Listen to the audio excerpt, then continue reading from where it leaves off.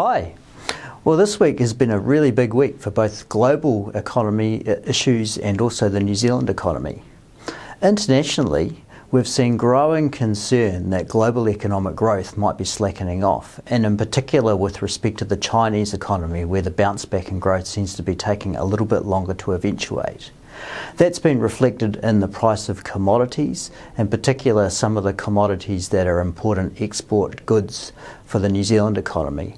Particular examples are in log prices, where we're seeing that industry having to really scale back its expectations of price increases, and we've also had to revise down our forecast for the milk price for the current year.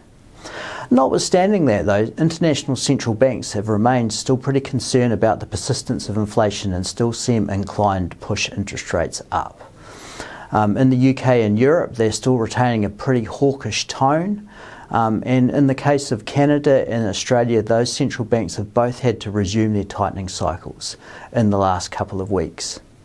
And even today, the US Federal Reserve, whilst they didn't tighten interest rates today, indicated that they see a case for another couple more rate hikes to come.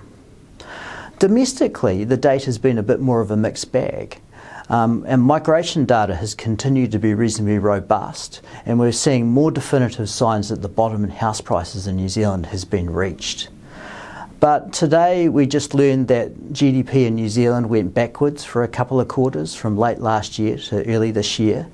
And whilst that doesn't indicate a severe recession, it does indicate that some of the heat has actually disappeared out of the economy. That'll comfort the Reserve Bank quite a lot, and it will give them a lot more confidence that their view that an OCR of 5.5% is going to be adequate for this foreseeable future.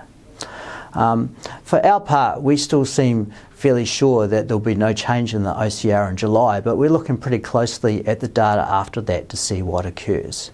In any case, nobody really sees a strong case for interest rate cuts for the foreseeable future. We'll talk to you again next time.